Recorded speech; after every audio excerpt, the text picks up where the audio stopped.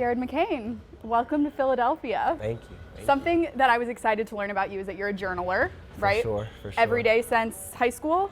Yeah, since probably sophomore year of high school, COVID. And those of us who journal know that one of the benefits is you can crystallize your memories, right? Yep. You've had a lot of memories to build in the last few days.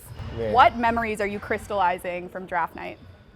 Really, it's like the very specific moments, like whether it's hugging my family, hugging my brother, trying not to trip on stage, like very simple, putting on the hat, going backstage after the draft just to hug my family again, my friends.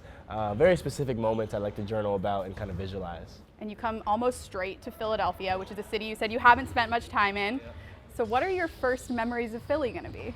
I guess now it's trying a Philly cheesesteak, which is very good. Okay. What'd you get on it? It was lettuce, tomato, and onions. Okay. So had a little bit of everything on it. No, there's cheese. Okay, good. There's cheese.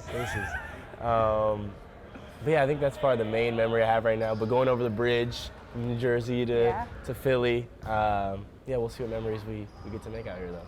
To bring a TikTok term to this more formal environment, you're someone with a ton of aura, right? And for those that don't know, aura is sort of where confidence meets individualism, and you have a ton of it. So thank you.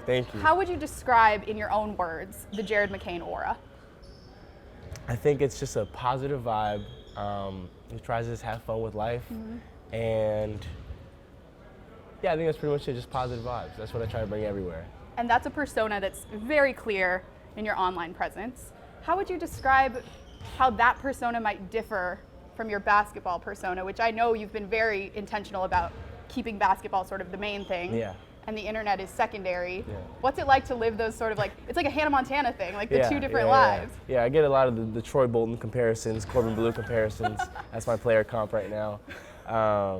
But yeah, it's kind of cool to have two different lives almost. Obviously the social media and the basketball, but a lot of stuff I do is almost combined with it. I try to have fun. That's literally the main thing I do with life. I talk to God about it a lot every day, and I kind of bring that onto the court. I'm just having fun, and I'm out there doing what I love since I was 4 years old. You called yourself the hardest worker in the draft. Tyrese Maxey fancies himself the hardest worker in the league. What are you looking forward to in terms of learning from him? Man. He's not a young guy anymore. He's a vet. He's an all-star. People have compared you guys for maybe what you lack in size, you make up for in skill and in work. Yeah. What do you think you can learn from him? Everything. I mean, curiosity is something I'm trying to be big on, especially coming to the NBA, not trying to big time anything. And so just asking him how his transition went. Obviously he was one and done, and just trying to ask him how he fit into the NBA, what were some things he learned quickly that made him so successful. But yeah, obviously working out with him, the work ethic, just learning everything I can from him. Are you guys going to compete over who can work harder? I think so. I think that's a great competition to have. I think so, yeah. Speaking of work, speaking of teammates, we got to talk about Joel Embiid, who has a sort of illustrious history of working well with guards, with shooters, two-man game.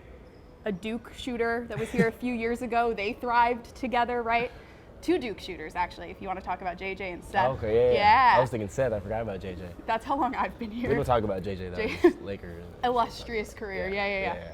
When you think about becoming perhaps the next Duke shooter to have good on-court chemistry with Joel Embiid, what are the thoughts that go through your head? Everything. I mean, I feel like I can space the floor with him. Obviously, he's one of the best players in the world, so again, learning from him, ask him how to play off of him, and yeah, I think it'll be a fun person to get to know. We've mentioned Duke a couple times. Your experience there, I watched an interview where I think you were talking about the idea that being in that environment set you up well to handle haters, right? To handle criticism, perhaps. Yeah. Philly fans are going to hold you really accountable. Have you thought about the parallel sort of between Philadelphia fans and that experience at Duke? For sure, they're ride or die with their team. Even since high school, I've had the social media. I've gotten hate since high school. I've painted my nails since high school, so I understand. The TikToks always are going to come into play after one bad game. I understand it. But going to Duke. What are they going to say? You already know what they're going to say. Yeah, it's going to be like, I've been on Twitter. It's going to be like, Joel Embiid says, Jared, we need to make a three. And it's like Jared McCain, and then it's going to be one of my TikToks. I already know what it's going to be. But Duke, I think going to Duke set me up for that. I already know what's going to come with it, and I'm prepared for it, and I just embrace it. I try to just work as hard as I can and prove everyone that I belong here.